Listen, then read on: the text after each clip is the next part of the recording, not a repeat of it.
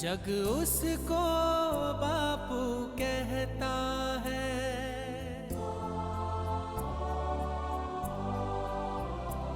जग उसको बापू कहता है।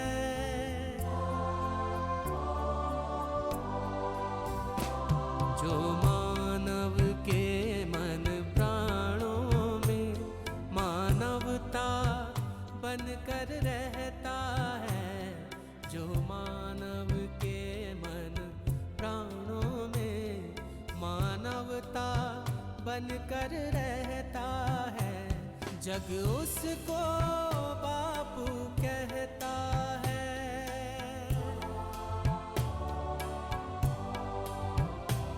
जग उसको बापू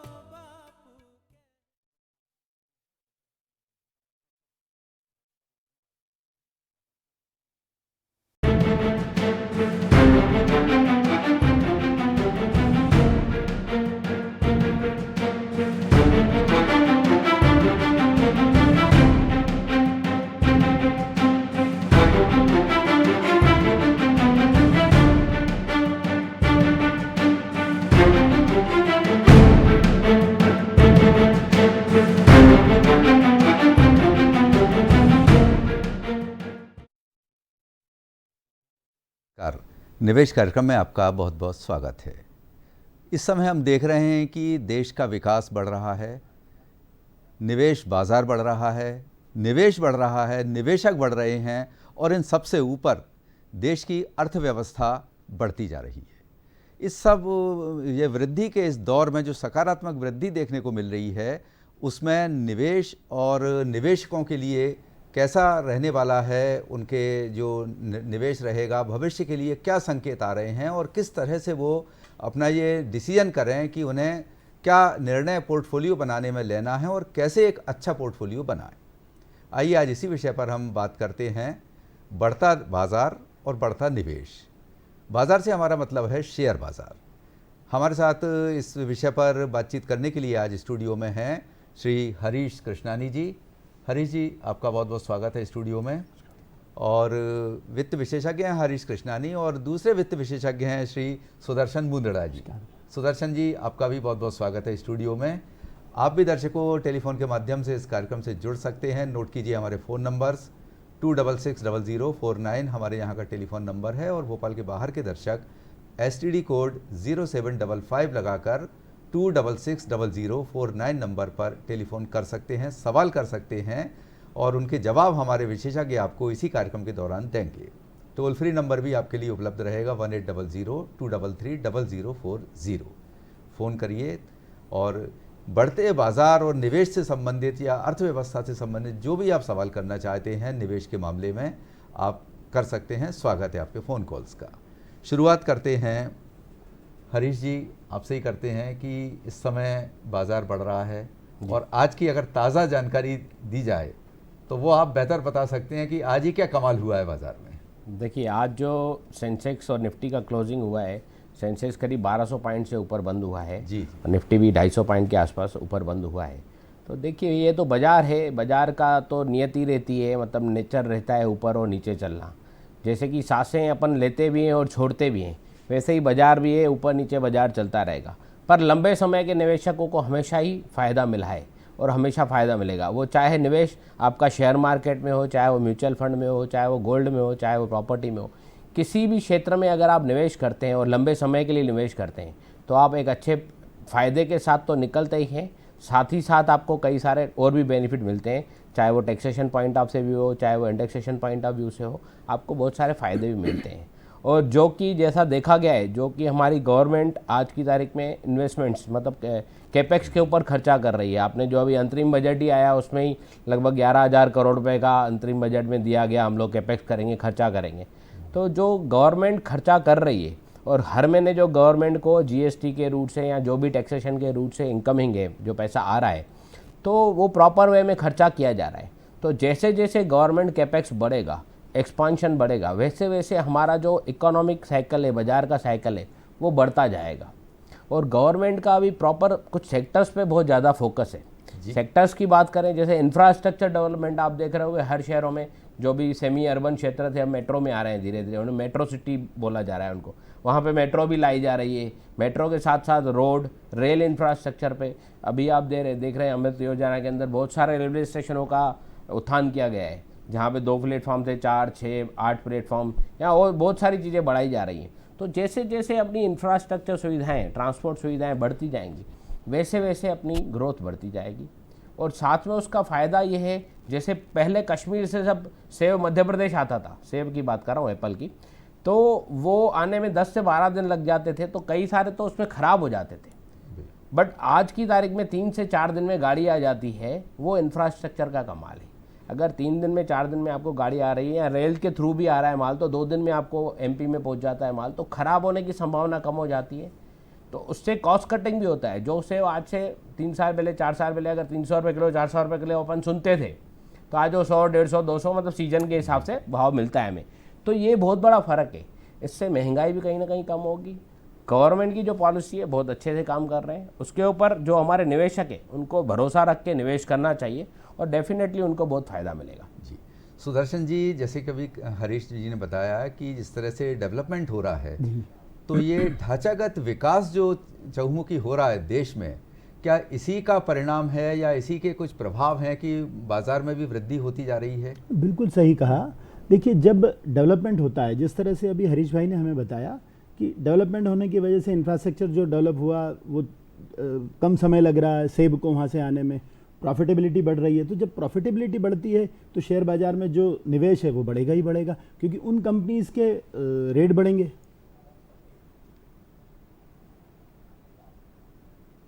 जी जी। तो कुल मिला के अगर हम डेवलपमेंट जो भी चल रहा है वो देश के हित में है, निवेश के हित में, बाजार के हित में है। जी, एक कॉलर हमसे जुड़ चुके हैं खातेगांव से, करण पटेल जी। जी, हेलो सर नमस्कार। मेरा सवाल जी, सुदर्शन नमस्कार। मुंदड़ा जी से था। जी जी। मेरा सवाल ये था सुदर्शन सर कि हमें निवेश कितनी अवधि के लिए करना चाहिए और किस माध्यम से करना चाहिए? एसआईपी माध्यम से करना चाहिए या लमसम माध्यम से करना चाहिए? जी सुदर्शन करण जी। पटेल जी, आपका सवाल बड़ा ही अच्छा सवाल है। सबसे पहले तो जो आपका फाइनेंशियल गोल है उसके अनुसार आपको निवेश उतने समय के लिए करना चाहिए। यदि आपका गोल बच्चों की पढ़ाई का है तो वो बच्चों की पढ़ाई जितने साल के लिए है उतने समय के लिए करिए। बच्चों की शादी के हिसाब से आप करना चाहते हैं तो उतना समय लीजिए। आपका रिटायरमेंट प्लानिंग का गोल है तो फिर रिटायरमेंट प्लानिंग के हिसाब से करिए। अब दूसरा आपका इसी सवाल में दूसरा क्वेश्चन था कि निवेश एसआईपी के माध्यम से करना चाहिए या ये ठीक है ना लमसम करना चाहिए। तो आपको दोनों ही तरह से निवेश करना चाहिए। आप रेगुलर इनकम यदि अर्न कर रहे हैं तो एसआईपी तो करिए ही करिए, और जो पैसा आपके पास बड़ी मात्रा में जो आता है कहीं ना कहीं से, उसे आप उसी तरह से निवेश करिए। जी जी, प्रश्न करने के लिए धन्यवाद। हम नंदस्वरूप मिश्रा जी हमारे नियमित दर्शक हैं, वो भी टेलीफोन लाइन पर आ चुके हैं बाराबंकी उत्तर प्रदेश से। हेलो नमस्कार सर, मैं नमस्कार। नंदस्वरूप मिश्रा हूँ जी। बाराबंकी से।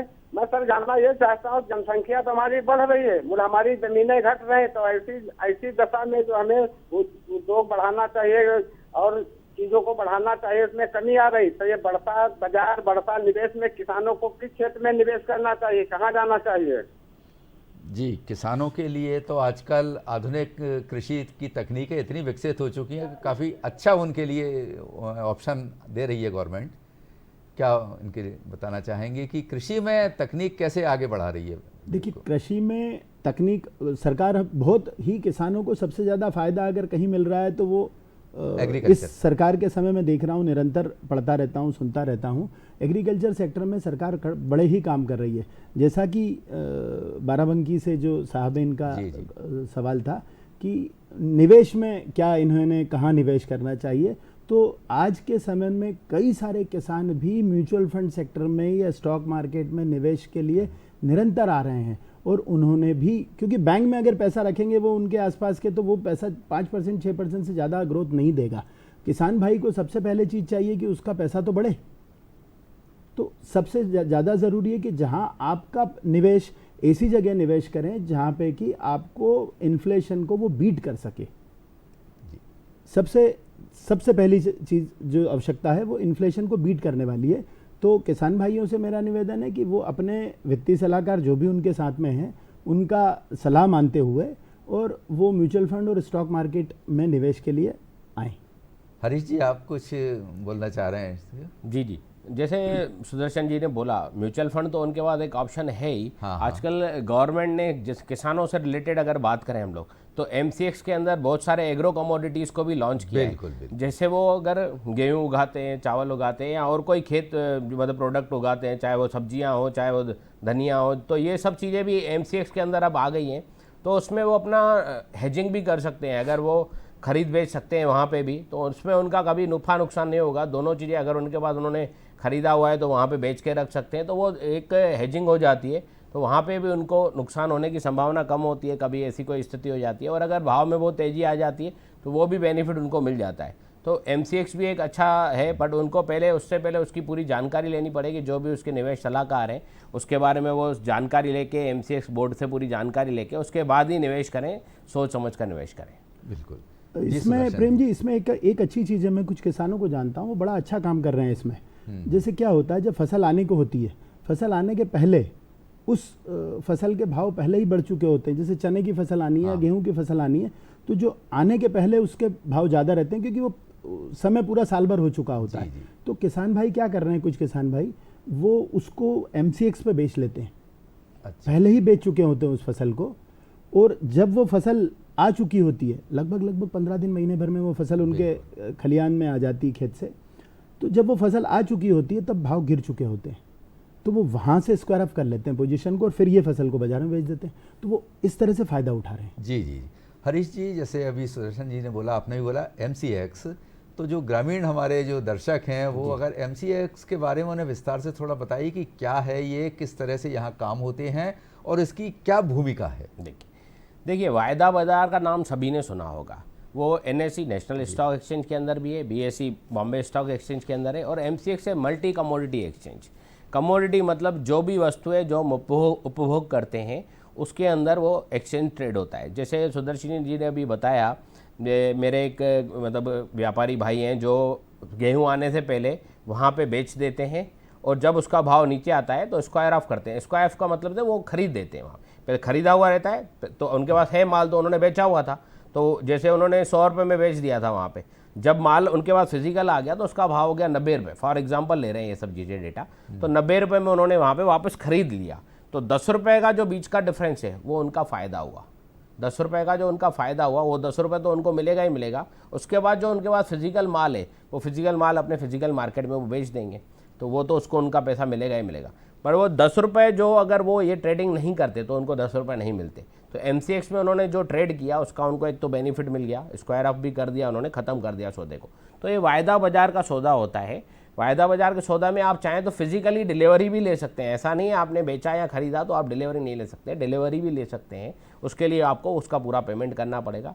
ये पूरा एक गवर्नमेंट के द्वारा बनाया गया एक सिस्टम है जिसमें आप लीगली पूरा वाइट में पूरा ये ट्रांजेक्शन्स होते हैं पूरे, और उसका पूरा ब्यौरा गवर्नमेंट को भी जाता है कि कितने किसान भाई हमारा इस चीज़ का फ़ायदा ले रहे हैं। और समय समय पर उसके ऊपर ट्रेनिंग्स भी होती है, गांव में भी ट्रेनिंग्स होती हैं। अगर कोई भी पंचायत, ग्राम पंचायत उसके बारे में ज़्यादा जानकारी चाहते हैं तो वो एमसीएक्स से डायरेक्ट संपर्क करके अपने गाँव क्षेत्र में एक कैंप लगवा के उसके बारे में ज़्यादा जानकारी भी ले सकते हैं। तो इसके लिए पहल कैसे करना पड़ेगी? मान लीजिए किसान जो हैं, या मान लीजिए मैं हूं, मैं खेती कर रहा हूं, मुझे एमसीएक्स के बारे में कुछ भी जानकारी नहीं है, मैं कमोडिटी मार्केट के बारे में नहीं है, मैंने सिर्फ सुना हुआ है। जी। अब मैं उसमें अगर एंट्री लेना चाहूं तो किस तरह से स्टेप बाय स्टेप मुझे चलना होगा? देखिए, उसके लिए सबसे पहले तो आपका जो भी आपके एरिया में वित्तीय सलाहकार है वही आपको ज़्यादा अच्छे से जानकारी दे पाएंगे जी। और उसके लिए पूरा जो प्रोसेस है केवाईसी का, जो भी अगर आप एमसीएक्स या डीमेट अकाउंट खोलते हैं तो उसके लिए केवाईसी प्रोसेस रहता है। आपका पैन कार्ड, आधार कार्ड, जो भी डॉक्यूमेंटेशन लगते हैं वो देने के बाद आपका एक खाता खुल जाता है जिसके थ्रू आप एक ट्रेड कर सकते हो।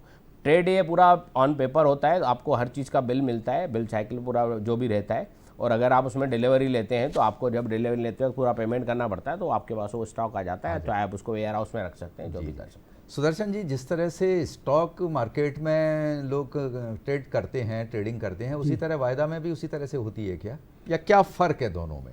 वायदा और स्टॉक में देखिए एक बड़ा अंतर जो आता है, पहली चीज़ तो ये होती है स्टॉक आपके पास है।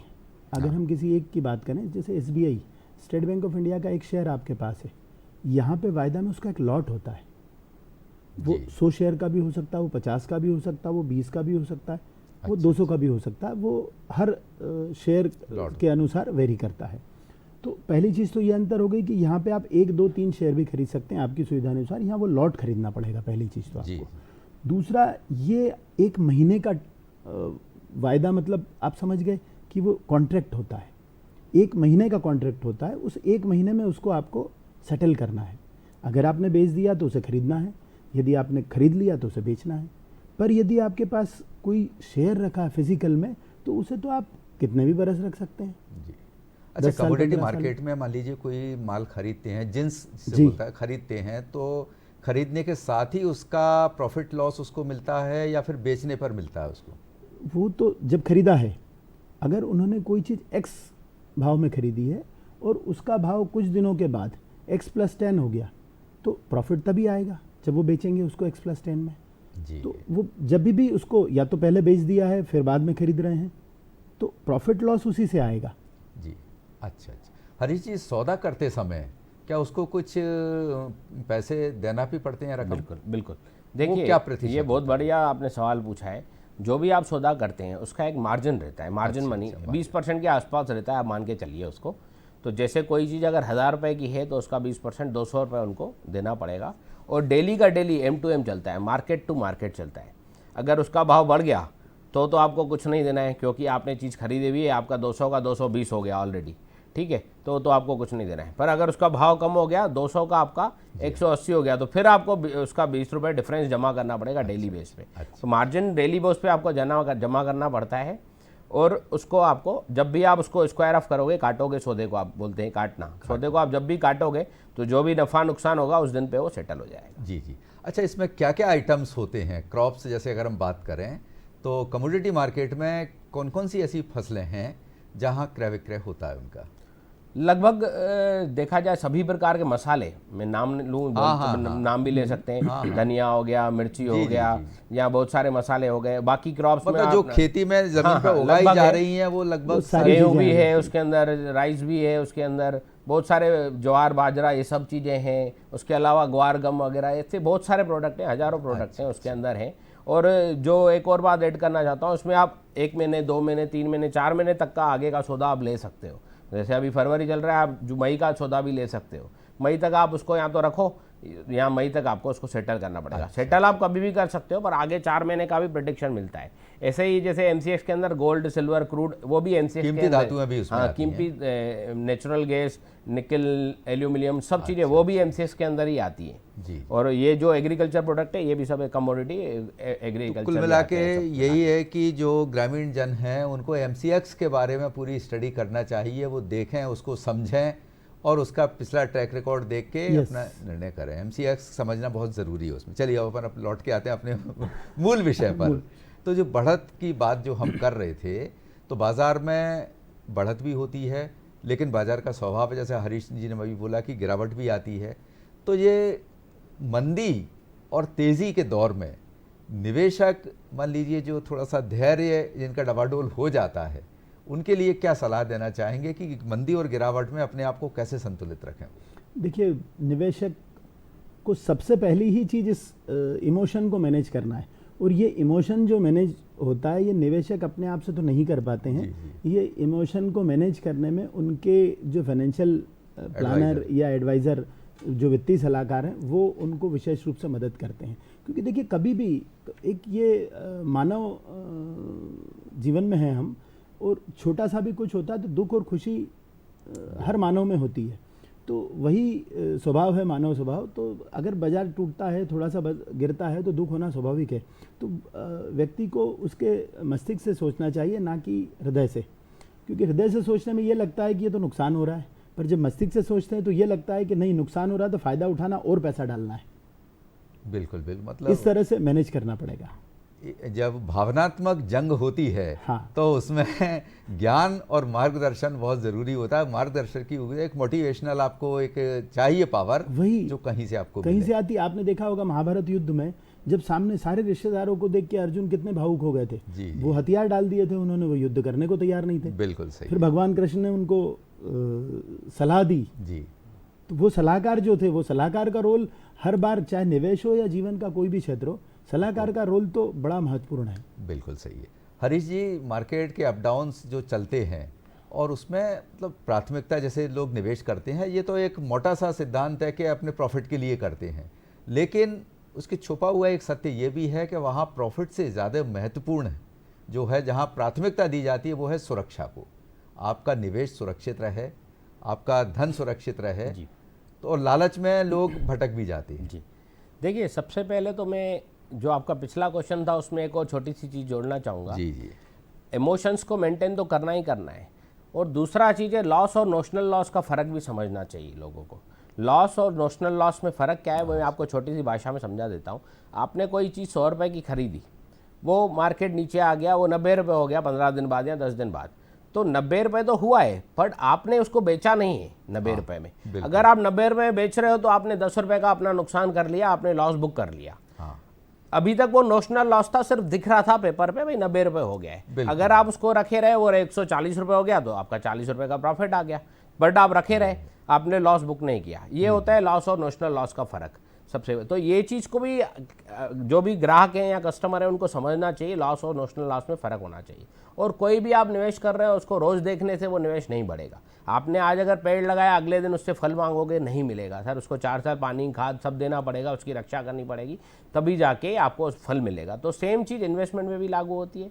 दूसरी चीज़ अभी आपने जो पूछा, बाजार का जो स्वभाव है, सुरक्षा तो साथ में बहुत ज़रूरी है। तो जो भी नए निवेशक हैं जिनको बाजार के बारे में ज़्यादा जानकारी नहीं है, वो म्यूचुअल फंड के थ्रू इन्वेस्टमेंट करें। म्यूचुअल फंड में सभी कैटेगरीज अवेलेबल है। आपको प्योर इक्विटी में जाना है तो आप प्योर इक्विटी में जा सकते हो। आपको बैलेंस कैटेगरी में जाना है जहाँ पे 60-40 का रेशो मान के चल सकते हैं। 60-40 का रेशो रहता है, आप 60% इक्विटी रहता है, 40% गवर्नमेंट सिक्योरिटी डेट के अंदर रहता है, तो उसमें जा सकते हो। और अगर आपको रिस्क कम करना है तो आप असेट एलोकेशन कैटेगरी में जा सकते हो। अब उसके अंदर भी 2 कैटेगरी है, प्योर डेट वाली कैटेगरी अलग है और इक्विटी वाली कैटेगरी अलग है। तो आपका जो भी रिस्क कैपिटाइट है, आप अपने वित्तीय सलाहकार से उसकी चर्चा करके आप बता सकते हैं, भाई मैं ज़्यादा रिस्क नहीं ले सकता हूँ, मेरे को एफडी में 7% मिलता है, मेरे को 10% भी मिलेगा, मैं म्यूचुअल फंड में खुश रहूँगा। तो आपको वो उस तरफ का प्रोडक्ट बताएगा और आपको बड़ी बात नहीं है, 10% रिटर्न बिल्कुल आ भी सकते हैं आराम से। तो वो चीज़ को आप समझ के निवेश करें। दूसरी सबसे बढ़िया चीज़ जो सुदर्शन जी ने भी बोली थी, गोल प्लानिंग। आपका गोल कितना है? आज अब अगर बच्चे के लिए प्लान कर रहे हैं तो बच्चे की शादी आज तो हो नहीं रही, आज तो वो हायर एजुकेशन के लिए नहीं जा रहा है, आज वो दूसरी कक्षा में अगर, तो आज वो हायर एजुकेशन के लिए नहीं जा रहा है। जब 10 साल के बाद वो हायर एजुकेशन में जाएगा तो 10 साल आप किसी फंड को इन्वेस्टमेंट करके तो देखो। जब आप 10 साल रुक गए वहाँ पे, तो मैं आपको मतलब हमारा जो एक्सपीरियंस बोलता है, 25 साल से हम भी इंडस्ट्री को देख रहे हैं, तो कभी भी किसी को भी कहीं तक कोई भी नुकसान नहीं हुआ है। और आप उसको टाइम टू टाइम 6, 8, 12 महीने में उसको आप अपने वित्तीय सलाहकार के साथ बैठकर रिव्यू कर सकते हैं, कोई दिक्कत नहीं है। उसमें कुछ कमी पेशी है, आप उसको ठीक कर सकते हैं। और दूसरी अच्छी चीज़, जब जब आपको गिरावट, बाजार मौका देती है गिरावट में, आप उसको ऐड करें, उसमें और चीज़ ऐड करें। जब एक हवन चलता है तो हम वो जब घी का चम्मच डालते हैं उसके अंदर स्वाहा बोलते हैं तो आग और बढ़ जाती है। तो वैसे ही आप भी जब जब मार्केट आपको मौका दे, आप अपने उसमें एक फंड के अंदर स्वाहा कीजिए, आप उसके अंदर कुछ पैसा डालिए। देखिए जब वो आगे बढ़ती है ना, तो वो कितना बढ़िया हवन होता है और वो जो पूजा होती है बहुत ही स्वीकार्य होती है हमारे ईश्वर के द्वारा। तो वैसे ही निवेश भी जो है ना, आप निवेश करते रहिए, आपका निवेश हमेशा स्वीकार्य होता है। बिल्कुल, धन आहुति निवेश के हवन कुंड में जरूरी होती है। और जी सुदर्शन जी, आप कुछ बोलना चाह रहे हैं? हरीश जी के इसी उसमें मैं कुछ ऐड करना चाहूँगा कि जो सुरक्षित निवेश की हमने बात करी, कई सारे दर्शक हमारे ये जिज्ञासा रखते होंगे कि उनको निवेश एफडी ज़्यादा सुरक्षा लगता है बनिस्बत अपने म्यूचुअल फंड के। तो मैं उनसे एक निवेदन करूँगा, आप एक काम करें, डेट फंड में पैसा डालें। डेट फंड आपको 7-8% का रिटर्न देता है, उसका जो ब्याज आ रहा है उससे एसटीपी कर दीजिए। अच्छा, वो इक्विटी में एसटीपी हो जाएगा। तो आपको जो वो इक्विटी का एसटीपी जाएगा, सिस्टमेटिक ट्रांसफर प्लान। एसटीपी का फुल फॉर्म होता है सिस्टमेटिक ट्रांसफर प्लान। तो आप एक ऐसा समझिए कि जो मोटा मोटा एक बैंक एफडी की बात करें हम, तो बैंक एफडी लगभग 12 साल में डबल पैसा करती है आज के समय में। यदि यही व्यक्ति ने उस डेट फंड में इस पैसे को डाल के और उससे प्राप्त होने वाले ब्याज को एसटीपी के माध्यम से इक्विटी में निवेश कर दिया, तो वही जो पैसा है वो ब्याज लगभग डबल हो जाता है। मतलब जो पैसा उनको 12 साल में डबल हो रहा था, वो ऐसा मानिए 12 साल में 3 गुना हो जाता है वो पैसा, या 3.5 गुना हो जाएगा पैसा, और रिस्क कुछ नहीं रही, मूलधन सुरक्षित है, केवल ब्याज को हम निवेश कर रहे हैं जी जी जी, और टैक्स भी बच रहा है, बिल्कुल सही है। क्योंकि म्यूचुअल फंड में टैक्स कम लग रहा है, एफडी में ज़्यादा लग रहा है। जी जी। जो म्यूचुअल फंड सही है हम बार बार बोलते हैं, उसका ये भी एक कारण है। अच्छा, ये क्या कारण है हरीश जी, आपसे पूछा कि बार बार म्यूचुअल फंड का नाम आता है, काफ़ी भरोसेमंद ये प्लेटफॉर्म माना जाता है निवेश के लिए, और म्यूचुअल फंड में क्या क्या ऐसी वो है विशेषता कि जिसकी वजह से वो उस पर सलाह दी जाती है विशेषज्ञ? देखिए, सबसे अच्छी चीज़ मैं बता रहा हूँ, म्यूचुअल फंड जब से चालू हुआ है, हाँ, सबसे पहला यूटीआई म्यूचुअल फंड के द्वारा जो 1963 के आसपास जब चालू किया गया था, तब से लेकर आज 2024 तक एक भी म्यूचुअल फंड कंपनी डिफ़ॉल्ट नहीं हुई है। अच्छा अच्छा, ये मेरे को जितनी जानकारी मैं आपको बता रहा हूँ, एक भी म्यूचुअल फंड कंपनी डिफ़ॉल्ट नहीं हुई है। मर्ज जरूर हुई है। हमारे पास कई लोग आते हैं, उनको एक्चुअली मिस सेलिंग किया हुआ रहता है। अब उनको किसी ने म्यूचुअल फंड बोल के कोई इंश्योरेंस प्रोडक्ट दे दिया, अच्छा अच्छा, अब वो उनको बोला जाता है ये म्यूचुअल फंड है, अब वो दे तो दिया, अब वो ग्राहक को तो लगता है मेरे पास म्यूचुअल फंड है, बट वो जब 3 साल बाद 5 साल बाद निकालने जाता है पैसा, और उसको प्रॉपर गाइड नहीं रहता है, मेरे को उसमें किस्त भी भरनी थी या उसको चलाना था, तो वो चार्जेस बहुत सारे कट गए उसके, और जब वो 5 साल बाद निकालने जाता है तो उसका जितना पैसा जमा किया था उतना भी वापस नहीं मिलता है। खैर मेरे ख्याल से ये तो पहले ऐसा कुछ था, अब तो सेबी ने काफ़ी नहीं, ट्रांसपेरेंसी वो ला किया दी है ट्रांसपेरेंसी, पर उसमें क्या किया है, जैसे तो उसको नुकसान हुआ तो उसका एक्सपीरियंस अच्छा नहीं हुआ, Experience है, पर उसको कोई सही गाइड करने वाला हो। मैं तो हमारे जो भी हमारे साथ जुड़े हुए लोग हैं या जो आते हैं, मैं उनको बोलता हूँ, कोई अगर बोलता है तो भाई मेरा उसमें लगा हुआ था म्यूचुअल फंड के अंदर और मेरे को नुकसान हुआ, तो मैं बोलता हूँ आप मेरे को कागज़ दिखाओ, आपके पास जो फोलियो नंबर हो या कागज़ जो आप लेके आओ, अगर आपका पैसा डूबा हुआ है और म्यूचुअल फंड होगा तो मैं दिलवा दूंगा। मैं बोलता हूं उनको कॉन्फिडेंस के साथ। ये कॉन्फिडेंस ही हमको बार बार म्यूचुअल फंड को आगे लेके आता है। ये कॉन्फिडेंस जो है बार बार म्यूचुअल फंड को आगे लेके आता है। और म्यूचुअल फंड की हिस्ट्री इतनी अच्छी है, कभी भी किसी क्लाइंट का किसी भी स्थिति में पैसा नहीं रुका है, चाहे वो डेथ केस हो तो ट्रांसमिशन हुए, टाइमली हुए, इन केस नॉमिनी नहीं है तो उसके बाद भी उनके सक्सेशन के साथ जो भी है डॉक्यूमेंटेशन के साथ उनको पूरा पैसा मैं उनके प्रॉफिट के उनको मिला है। तो ये सबसे बड़ी एक जो बात है विश्वास की, इसीलिए बार बार म्यूचुअल फंड का नाम आगे आता है, यही रीज़न है सबसे बड़ा। जी सुदर्शन जी, क्या ये म्यूचुअल फंड के आकर्षण के और भी कुछ कारण हैं? देखिए, म्यूचुअल फंड का आकर्षण का एक सबसे बड़ा कारण जो बताऊं कि म्यूचुअल फंड का पहले आप कैसे बना है, म्यूचुअल फंड का स्ट्रक्चर क्या वो समझिए। हाँ जी, हाँ। देखिए, नॉर्मली क्या होता है, आप बैंक में पैसा डिपॉजिट करते हैं, बैंक उसके ऊपर ब्याज देता है आपको। वो कैसे ब्याज देता है? क्योंकि वो उस पैसे को किसी और को लोन देता है। यदि आप एनबीएफसी में पैसा डालते हैं, वो एनबीएफसी भी क्या करता है, वो किसी और को लोन देता है। हाउसिंग फाइनेंस कंपनी में आप एफडी करते हैं, वो क्या करता है, वो किसी और को लोन देता है। अगर वो लोन उनके पास से वापस नहीं आता है तो इस केस में वो डिफ़ॉल्ट करती हैं कंपनियां।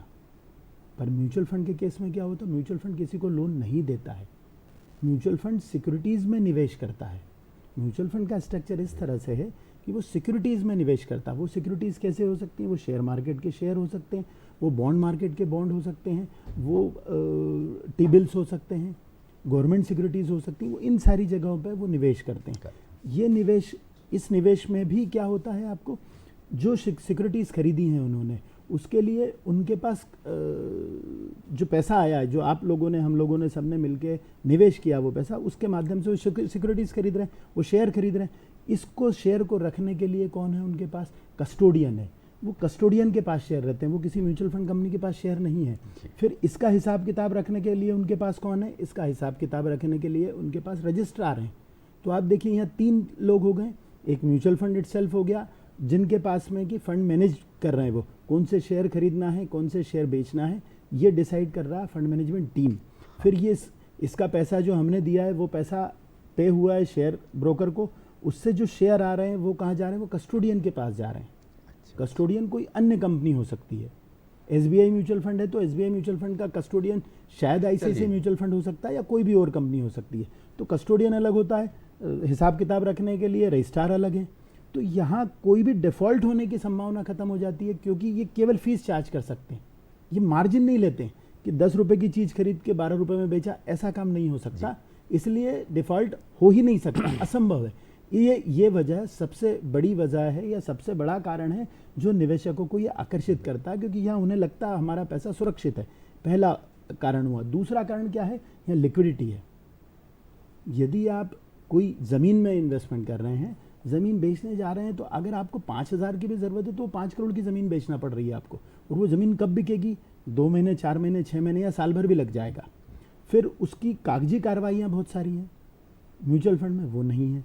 बैंक एफडी भी करने जा रहे हैं तो बैंक एफडी में भी बहुत सारी चीज़ें हैं। यहाँ पे म्यूचुअल फंड में आपने एक बटन दबाया और पैसा रिडीम हो गया। तीसरी चीज़, ये 2 चीज़ें हो गई, एक लिक्विडिटी हो गई, दूसरा विश्वास हो गया जो तरीके से म्यूचुअल फंड काम कर रहा है। तीसरी चीज़ होती है tax efficiency. Tax efficiency Bharat में सबसे कम टैक्स अगर किसी आय पे लगता है तो वो है म्यूचुअल फंड की आय। हमारे निवेशकों को कई बार इंश्योरेंस कंपनी वाले बड़े बरगला देते हैं कि वहाँ तो साहब 10% टैक्स है, हम तो नहीं ले रहे हैं। पर सबसे बड़ी चीज़ यहाँ ये होती है, इंश्योरेंस में आपको जीएसटी तो पहले ही देना पड़ रहा है, और इंश्योरेंस से जो आय होगी वो 5-6%, 7% होगी। चलिए, सेक्टर्स जितने भी हैं वो सब अपनी अपनी जगह नहीं, उपयोगी हैं। हम ये नहीं कहते कि आप इंश्योरेंस में या बैंक में, वो आप अपनी नहीं, एक ये कारण है, आवश्यकता के टैक्स अनुसार। एफिशिएंसी का कारण है। बिल्कुल, 1 लाख बिल्कुल। रुपए का इक्विटी पे सरकार ने टैक्स फ्री कर टैक्स रखा फ्री है, कर रखा और उसके ऊपर में चाहे आपको 5 मतलब करोड़ का कई प्रॉफिट हुआ तो 10% कई का ऐसे ब्याज बिंदु दे, होते वो हैं कि टैक्स जिसकी देना है वजह आपको। से म्यूचुअल फंड काफी कुछ उसके लिए फायदेमंद होते हैं और आकर्षण एक का सारांश केंद्र है। इसका बोला जाए तो ये ट्रांसपेरेंट है, सेबी के द्वारा बहुत ही ट्रांसपेरेंट है, शीशे की तरह है, आपको आर पार पूरा दिखता है। और जैसा कि कहा जाता है कि वित्तीय सलाहकार से सलाह लें, तो यहाँ ऑलरेडी वित्तीय सलाहकार जो बैठे हुए हैं वो काफ़ी परफेक्ट होते हैं उसके मामले में, और वो तो बल्कि आपसे पैसा लेके उसको वो इन्वेस्ट कर रहे हैं। जी, आपके जो काम है जो वो कर रहे हैं वहाँ जाके, वो पूरा एक्चुअल में जो फंड मैनेजमेंट टीम है फंड मैनेजर। वो पूरे एक कौशल के साथ में बैठे हुए हैं वहाँ पे, उनका पूरा एक्सपर्टीज है, उस वजह से वो वहाँ काम कर रहे हैं। और नया निवेशक है या पुराना निवेशक है, उनको वो एक्सपर्टीज नहीं है। हाँ, वो क्वालिफाइड हैं उतने। जी। अच्छा जी, इसमें म्यूचुअल फंड में सिस्टमेटिक इन्वेस्टमेंट प्लान की काफ़ी बात होती है, जी। अक्सर कहा जाता है। जी, तो एक एसआईपी जो होती है, तो सिप जी, का सीक्रेट क्या होता है? क्यों सिप की सलाह दी जाती है? सब सिप, सबसे जैसा नाम है सिप, जो हम सिप करते हैं, घुट घुट के पीते हैं जिस तरह से हम सिप को, उसी तरह से एसआईपी भी छोटे छोटे अमाउंट के रूप में वहाँ पैसा जमा होता है।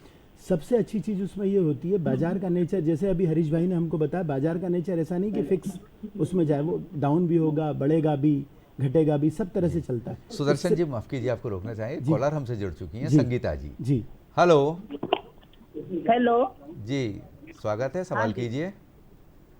हाँ, सवाल ये है कि हाँ जी, जी, आपकी हाँ, आवाज़ आ रही है, हेलो। सवाल कीजिए। हाँ नमस्ते, सभी जी। को नमस्कार। नमस्कार जी। और मैं ये जानना चाह रही थी कि महिंद्रा के multi asset fund, multi asset जो अभी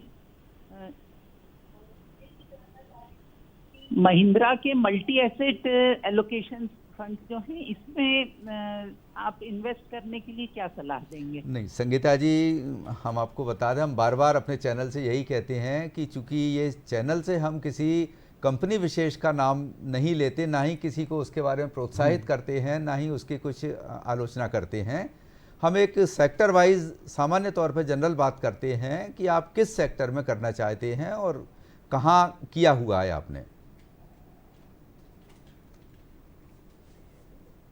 खैर, वो फ़ोन कट गया है उनका। हालांकि देखिए, कंपनी का तो हम नहीं कह सकते, फिर भी इस समय आप चलिए इनके सवाल को अपन ऐसे लेते हैं कि कौन सा सेक्टर इस समय आपके लिए एक अच्छा नज़र आ रहा है कि जहां सुरक्षित और लाभदायक निवेश किया जा सकता है? देखिए, जैसे उन्होंने मल्टी एसेट के बारे में बात करी, तो मल्टी एसेट एक अच्छा सेक्टर है, उसमें गोल्ड भी है, सिल्वर भी होता है, इक्विटी भी होता है, डेट फंड भी होते हैं। जी जी। तो अभी जिस लेवल पे हम आज बैठे हैं, आज ऑल टाइम हाई का लेवल लगभग है, 73,000 पे सेंसेक्स है। तो इस तरह के फंड्स थोड़े ठीक हैं निवेशकों के लिए। पिछले कार्यक्रम में भी हमने बात करी थी कि मल्टी एसेट आज के समय का एक अच्छा चुनाव हो सकता है। और रही बात, हम जो अभी बात कर रहे थे एसआईपी के बारे में, एसआईपी में सबसे बड़ा फ़ायदा वही होता है कि वो बाज़ार के नीचे में भी हमारा इन्वेस्टमेंट होता है, और जब बाज़ार ऊपर है तब भी इन्वेस्टमेंट हो रहा है। तो डिसिप्लिनरी हम इन्वेस्टमेंट करते हैं। कई बार हम क्या करते हैं कि एक इमोशन के तहत कई बार हम हमारे इन्वेस्टमेंट्स को रोक देते हैं, पर चूंकि एसआईपी पे फिक्स डेट है, उसे रोकना इतनी जल्दी सुदर्शन जी, संभव एक नहीं कॉलर है। और हमसे जुड़ चुके हैं, जगदीश पंचोली जी, इंदौर से। जी, हेलो जी जी, जगदीश जी, सवाल कीजिए। सवाल ये है कि कई नेशनलाइज बैंक गवर्नमेंट कर्मचारी अधिकारियों को कई तरह के प्रलोभन देती है, तो उसकी तुलना में म्यूचुअल फंड या एसआईपी क्यों बेटर है और लगभग कितने समय के लिए इसमें करना चाहिए? चलिए देखिए, तुलना तो हम यहाँ से नहीं आपको करेंगे किसकी तुलना में, लेकिन बस अभी जैसे कि अभी ये बताया, इसी पर चर्चा चल रही है कि म्यूचुअल फंड क्यों बेहतर माने जाते हैं। एक बार जगदीश जी के लिए और पंचोली साहब के लिए यही सलाह रहेगी कि आप कभी भी कोई प्रलोभन में ना जाएं, पहले उसकी गहराई से तहकीकात करें, फिर अपने फाइनेंशियल प्लानर या अपने वित्तीय सलाहकार के साथ बैठ के क्या अच्छा है उस पर डिस्कस करें, उसके बाद आगे बढ़ें, वो बेहतर रहेगा। और कितने समय के लिए, जैसा उन्होंने पूछा निवेश का, तो वही मेरा जवाब रहेगा कि जो फाइनेंशियल गोल है हमारे, उस गोल के अकॉर्डिंग हम निवेश करेंगे। वो वेरियस गोल्स हो सकते हैं, तो उस हिसाब से हम निवेश करेंगे। चलिए जगदीश जी, सवाल करने के लिए धन्यवाद। हरीश जी, जब बहुत सारी चॉइस होती है एक निवेशक के लिए, बहुत सारे फंड्स होते हैं, बहुत सारी कंपनीज होती हैं, अब गोल तो आपने बता दिया, ठीक है, अपने गोल के हिसाब से किस तरह से उन कंपनियों का चयन किया जाए या कौन सा फंड लेना चाहिए, किस तरह से लेना चाहिए? जी देखिए, उसमें जो सबसे अच्छी चीज़ आपने बताया, बहुत सारे फंड हैं, बहुत सारी कैटेगरीज हैं, तो उसमें सबसे बड़ा शब्द आता है रिस्क। आपका रिस्क लेने की क्षमता कितनी है, क्लाइंट की रिस्क लेने की क्षमता, या उसकी एज क्या है। अगर एक यंग एज का आदमी है, 30 साल का आदमी है, वो रिस्क ले सकता है। देखिए, लाइफ में हर जगह रिस्क है, आप रोड पे चलने से लेकर सुबह घर से निकलने तक, बाहर चलने तक, सब जगह रिस्क है।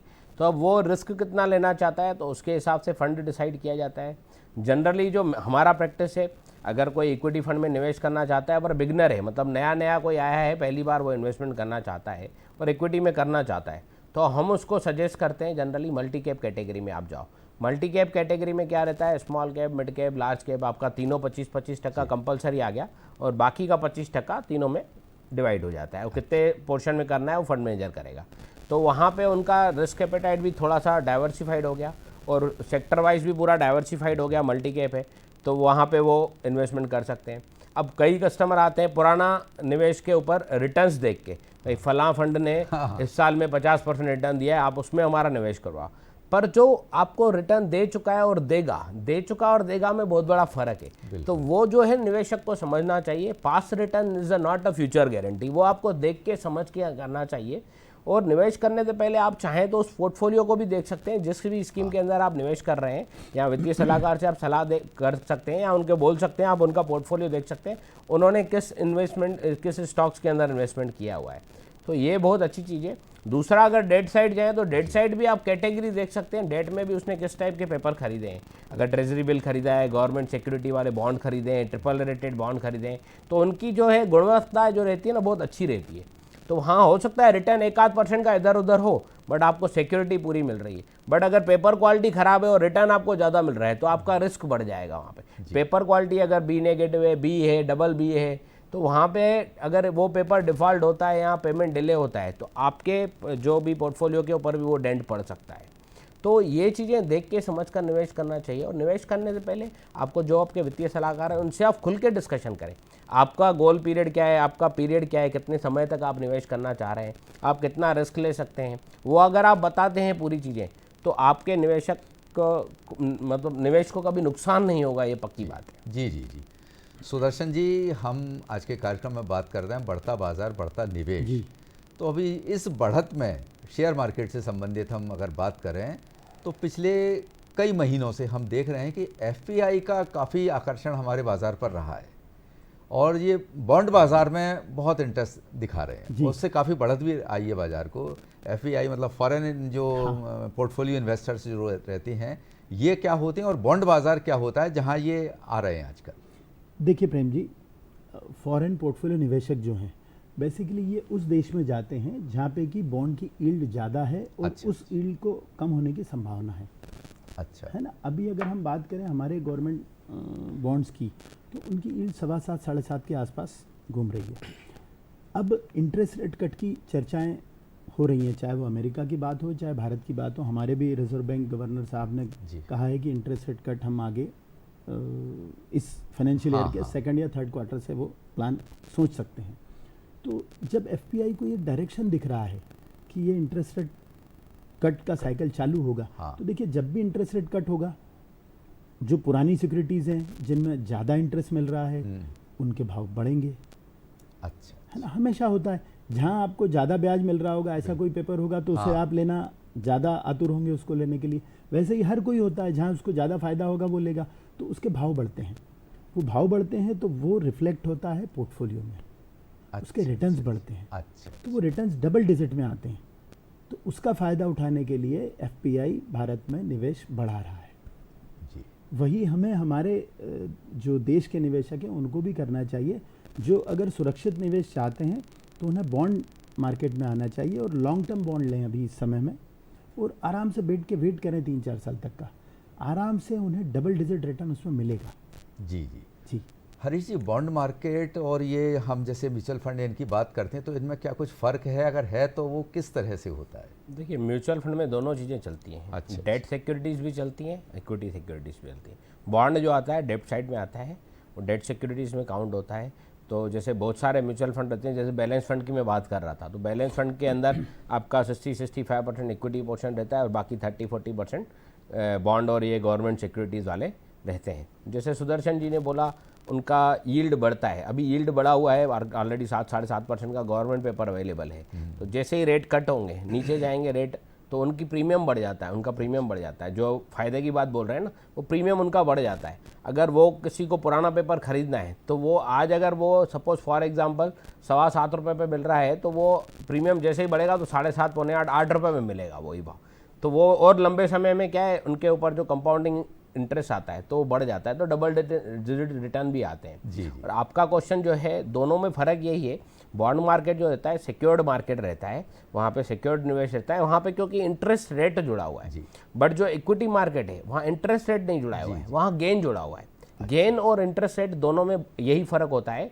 इंटरेस्ट में आपका टीडीएस लगता है, गेन में आपको कैपिटल गेन लगता है। चलिए हरीश जी, एक कॉलर से और हम बात कर जी, लेते हैं। इंदौर से अमित जी टेलीफोन लाइन पर हैं। हेलो हेलो, जी, अमित जी सवाल कीजिए। नमस्ते सर। मेरा ये पूछना है, मैं खुद एक निवेशक हूँ जी और मैं समय समय पे मार्केट में जो परफॉर्मिंग स्कीम्स रहती है जी, तो उनमें हमेशा पैसा इन्वेस्ट करता हूँ। तो मेरा ये पूछना था, मेरा निर्णय बिल्कुल सही है या मुझे कुछ और डिसीजन लेना चाहिए? मतलब मेरे ख्याल से ये जब मार्केट का उसकी वैल्यू देखते हैं, हाँ। उसके अनुसार ये निर्णय कर लेते हैं कि अभी इनको बेचना है या क्या करना जो है। अभी हरीश जी ने बताया और था, वही ये निवेश करते हैं। वही निवेश करते हैं। वो बिल्कुल। देख लेते हैं पुराना रिटर्न जिसमें ज़्यादा आ रहा है, उस स्कीम को ले लेते हैं। ले लेते हैं। और वो अगले साल शायद वो ठगा हुआ महसूस करते होंगे कि अरे ये तो रिटर्न ही नहीं आया। जी, तो क्या ये अमित सही जी- है ऐसा? नहीं, अमित जी को मैं यही बोलना चाहूँगा कि इस तरह से कभी नहीं करना चाहिए। हाँ। अपने फाइनेंशियल प्लानर या वित्तीय सलाहकार से सहयोग लें, पोर्टफोलियो को देखें कि उसमें क्या है, आगे बढ़ने वाली चीज़ों को देखें। पीछे जो रिटर्न आ चुका है वो रिटर्न कोई गारंटीड नहीं है कि आगे भी आएगा। तो आगे जो रिटर्न बढ़ने की जिनमें संभावना है वैसी चीज़ें तलाशें अपने वित्तीय सलाहकार के साथ बैठ के और उसमें निवेश करें, तो कभी भी ऐसा ठगा महसूस नहीं करेंगे आप। उसमें एक चीज़ और ऐड करना चाहूँगा मैं। जी जी, क्या होता है, ये जो मैंने आपको अभी थोड़ी देर पहले ही बोला मैंने, एक क्लाइंट क्या करता है गलती, पास रिटर्न्स देख के वो लेके आता है, बोलता है उस फंड ने इतना रिटर्न दिया, मेरे को उसमें डालना है। तो दिया और देगा में बहुत बड़ा फर्क होता है, मैंने पहले भी बोला। अभी जैसे आपको अगर किसी चीज़ को एनालाइज करना है तो आप गवर्नमेंट की ट्रेंड को फॉलो करो, मार्केट के ट्रेंड को फॉलो करो। गवर्नमेंट का फोकस कहाँ पे है? गवर्नमेंट का फोकस है आज की तारीख में infrastructure, energy sector, power sector, rail, road, transport, इन सेक्टर्स पे पूरा फोकस है। तो ऑब्वियसली अगर गवर्नमेंट उस पर कैपेक्स कर रहा है, वहाँ पे खर्चा कर रहा है, तो वो चीज़ें बढ़ेगी। अब उससे जुड़ी जो भी कंपनियाँ हैं वो किस म्यूचुअल फंड के अंदर है, उनके अंदर निवेश कर सकते हैं। इनोवेशन की बात करें तो ऐसे जो भी सेक्टर हैं, या स्टार्टअप्स की बात करते हैं, हम अभी पिछले 4 साल से स्टार्टअप वर्ड सुनते आ रहे हैं। लोगों को अभी समझ में आई है स्टार्टअप चलते हैं, पर वो 4 साल से रिटर्न ऑलरेडी दे चुके हैं। अब आगे देंगे नहीं देंगे वो एक बात की बात है। तो जो भी ट्रेंड चलता है उस ट्रेंड को फॉलो करना चाहिए, और जो ट्रेंड को फॉलो करके चलता है मार्केट भी उसी ट्रेंड में ही चलता है, और वो इन्वेस्टर पैसा बनाता है। तो आप अपने अगर वित्तीय सलाहकार से जब बात करते हैं तो आपको वो सलाहकार सलाह देता है, ट्रेंड के बारे में बताता है, आज ये ट्रेंड ट्रेंडिंग में है, यहाँ पे अगर आप निवेश करोगे तो आने वाले 3, 4, 5 साल में आपका पैसा बनेगा। तो ये एक बहुत बड़ी चीज़ होती है। तो ट्रेंड आप गवर्नमेंट को भी देखो, गवर्नमेंट क्या कर रही है, गवर्नमेंट अपनी स्पेंडिंग कहाँ पे कर रही है, वहाँ पे डेफिनेटली पैसा बनता है। जी तो उसको फॉलो करना चाहिए, ना कि पिछले रिटर्न्स को। जी जी जी। अच्छा, इसमें एक विकल्प और निवेशकों के सामने अभी है, हालांकि बहुत नया तो नहीं है लेकिन उतना लोकप्रिय भी अभी शायद जन जन तक नहीं पहुंचा है। अभी हरीश जी आपने बात की थी कि इंफ्रास्ट्रक्चर में डेवलपमेंट हो रहा है, रोड ये, तो एक इन्विट करके एक प्लेटफॉर्म है। इन्विट क्या होता है? जो ट्रस्ट बनाया गया है, इंफ्रास्ट्रक्चर ट्रस्ट, वो क्या है और उसमें इन्वेस्टमेंट कैसे होता है इन्विट के द्वारा? देखिए, इन्विट ट्रस्ट है इंफ्रास्ट्रक्चर का, वो उसमें आप डायरेक्ट इन्वेस्टर छोटा निवेशक नहीं कर सकता। वहाँ पे जो है जितने भी बड़े निवेशक हैं वहाँ पे उनका जो पॉकेट साइज है, सपोज 100 करोड़ है फॉर एग्जांपल, तो एक नॉर्मल निवेशक 100 करोड़ निवेश नहीं कर सकता। तो वो जो भी हमारे QIB के थ्रू होता है या जो म्यूचुअल फंड हाउसेस होते हैं वो उस थ्रू वहाँ पे इन्वेस्टमेंट कर सकते हैं।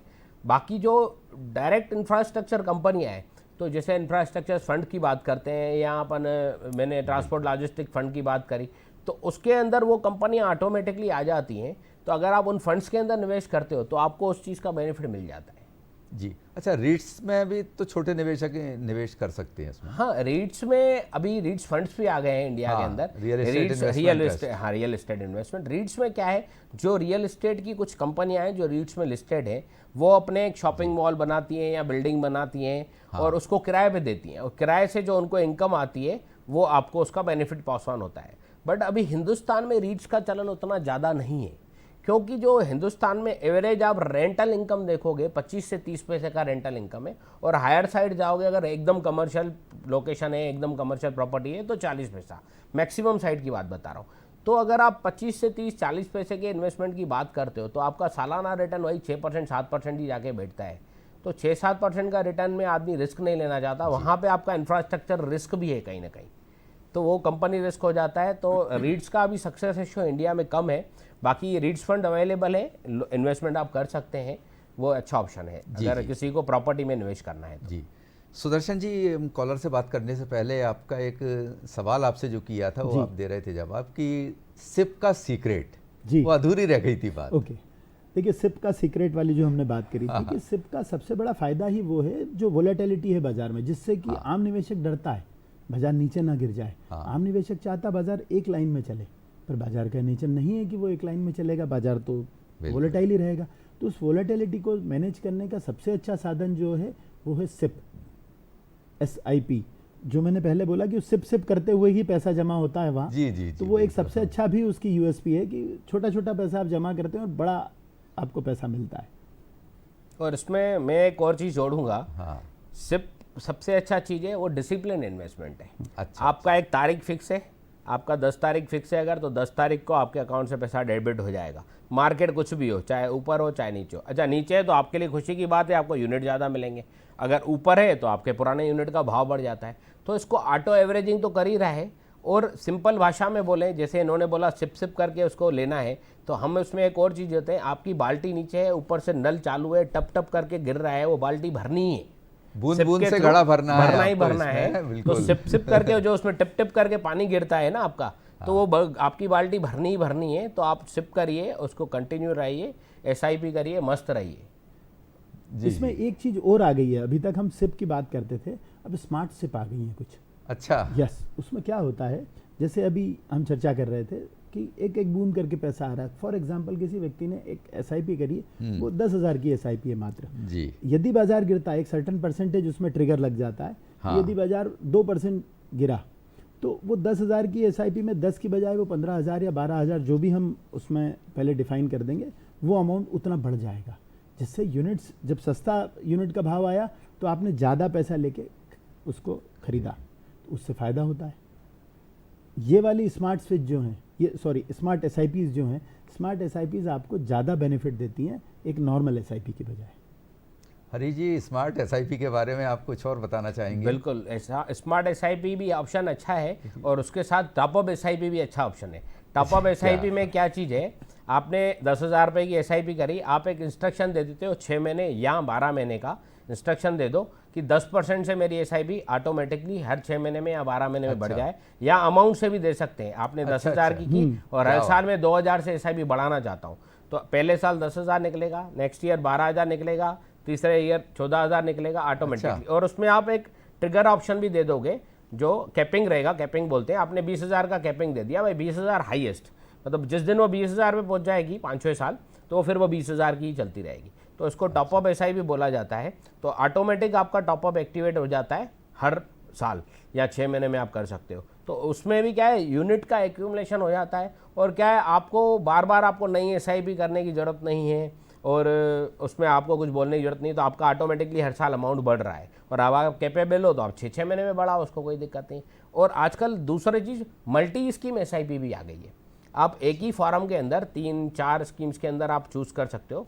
अगर आप एक समझदार निवेशक हो तो आप एक मल्टी कैप में ले लो, एक मिड कैप में ले लिया, एक लार्ज कैप में ले लिया, एक स्मॉल कैप में ले लिया। पोर्शन आपको डिवाइड करना है, मेरा 10,000 कैसे डिवाइड होगा, वो आप डिवाइड कर लो, वो ऑटोमेटिकली आपके निकलेंगे 10,000 ही, और ऑटोमेटिकली 4 या 3 स्कीम जो भी आपने चूज़ करी है उसमें वो डिवाइड हो जाएगा। मतलब तो ये सब चीज़ें ऑप्शन बढ़ता बाजार, बढ़ते निवेशकों के साथ साथ बढ़ती टेक्नोलॉजी और बढ़ते विकल्प भी साथ में ले जा रहे हैं, शेयर मार्केट को आगे ले जा रहे हैं। साथ में एक और चीज़ जोड़िए, स्मार्ट निवेशक भी स्मार्ट हो रहा है, और उसको स्मार्टली इन्वेस्टमेंट करना चाहिए। टेक्नोलॉजी ने टेक्नोलॉजी के स्मार्टनेस साथ बना दी है। अभी बढ़ते बाजार के लिए जो बहुत बड़ा योगदान एक माना जा रहा है, हरीश जी आपसे भी मैं ये जानना चाहूँगा और सुदर्शन जी आप दोनों से, कि उसमें पिछले सालों से 2 या 3 साल से लगभग मेरे ख्याल से मिड कैप और स्मॉल कैप ने काफ़ी अच्छी भूमिका निभाई जी। निवेशकों ने भरोसा इन दोनों पर ही जताया है। आगे क्या होने वाला है? उसमें सबसे अच्छी चीज़ ये है, आपने जो बोला स्मॉल कैप और मिड कैप ने निवेशकों को रिटर्न ज़बरदस्त दिया है। उसका सबसे बड़ा रीज़न है, अभी थोड़ी देर पहले मैंने बोला था, जो स्टार्टअप्स नए हिंदुस्तान में नई कंपनियाँ आई, वो लिस्टेड हुई मार्केट के अंदर। वो पहले स्मॉल कैप कैटेगरी में थी, फिर मिड कैप में आ गई उसमें से कुछ कंपनियाँ। तो वो जो नई कंपनियाँ आई और जो नया पैसा लेके आई, नए कॉन्सेप्ट लेके आई, नई चीज़ें लेके आई, तो इनोवेशंस के साथ मार्केट चलता है तो वो कहीं ना कहीं रिटर्न्स ज़्यादा देता है। नई चीज़ की तरफ हर कोई अट्रैक्ट होता है। पहले हम लोग जब गाड़ियाँ चलाते थे, पेट्रोल गाड़ी, डीजल गाड़ी चलती थी, फिर अब धीरे धीरे EV आ गई, तो EV पे लोग फोकस होने लगे। ये मैं एक एग्जांपल के लिए बोल रहा हूँ। अब फिर EV के बाद अब हाइब्रिड मॉडल आ गई है, पेट्रोल और इलेक्ट्रिक दोनों हाइब्रिड गाड़ियाँ आ गई। तो जैसे जैसे नई चीज़ें आएंगी वैसे वैसे स्मॉल कैप मिड कैप कंपनियाँ रिटर्न देंगी। आज की तारीख में मैं डिस्क्लेमर के साथ बोल रहा हूँ, आज की तारीख में स्मॉल और मिड कैप की जो वैल्यूएशन है बहुत काफ़ी ज़्यादा हाई है। तो थोड़े निवेशक भी सहमे हुए हैं, थोड़ा मार्केट भी उस वजह से सहमा हुआ है, भाई हाई वैल्यूएशंस पे निवेश करना चाहिए नहीं करना चाहिए। पर ये बाज़ार में आप अगर स्मॉल कैप मिड कैप में निवेश कर रहे हैं तो SIP के थ्रू करिए, STP के थ्रू करिए, कोई दिक्कत नहीं है। लंबे समय के लिए अगर निवेशक हैं आप तो करिए। और उसके अलावा यहाँ से जैसे अगर देखा जाए, मैं उसमें चीज़ जोड़ रहा हूँ, तो पिछले 2 साल से अगर देखा जाए लार्ज कैप्स ने ज़्यादा रिटर्न नहीं जनरेट किया है। तो अब यहाँ से जो बारी दिख रही है लार्ज कैप्स की भी दिख रही है, यहाँ से लार्ज कैप का बाज़ार भी अच्छा चलेगा, क्योंकि अभी ये अंतिम साल का अंतिम महीना है, मार्च आ गया अपना फाइनेंशियल ईयर का। तो मार्च के बाद जो उनके रिजल्ट्स आएंगे तो रिजल्ट्स जो बहुत ही अच्छे रहेंगे, जो उम्मीद है मार्केट की। तो अगर रिजल्ट्स अच्छे आते हैं तो कहीं ना कहीं स्टॉक्स भी वो चलने चालू हो जाते हैं। तो यहाँ से लार्ज कैप भी एक अच्छा सेक्टर लग रहा है निवेश के लिए। मतलब कुल मिला के ये है कि बढ़ते हुए बाज़ार में काफ़ी कुछ तकनीक आपके साथ है, आपका अनुभव आपके साथ है, और अगर कुछ कमी आपको महसूस होती है तो सलाह लेके विशेषज्ञों के साथ आप आगे बढ़ते रहें। देश बढ़ रहा है, निवेश बढ़ रहा है, बाज़ार बढ़ रहा है। अब हमारे कार्यक्रम में यही आज विषय हमने रखा था और काफ़ी अच्छी जानकारी आप दोनों विशेषज्ञों ने यहाँ कर दी। हरीश जी आपका और सुदर्शन जी आपका भी बहुत बहुत धन्यवाद। और दर्शकों, अगले विषय के साथ हम फिर नए कार्यक्रम लेकर आएंगे। इसमें भी आपके फ़ोन कॉल्स का हमें इंतज़ार रहेगा, और जुड़े रहिए हमारे कार्यक्रम से। हर शुक्रवार को 4:30 से 5:30 बजे निवेश कार्यक्रम होता है, लाइव फ़ोन इन। इस बार हमें अनुमति दीजिए। नमस्कार। नमस्कार।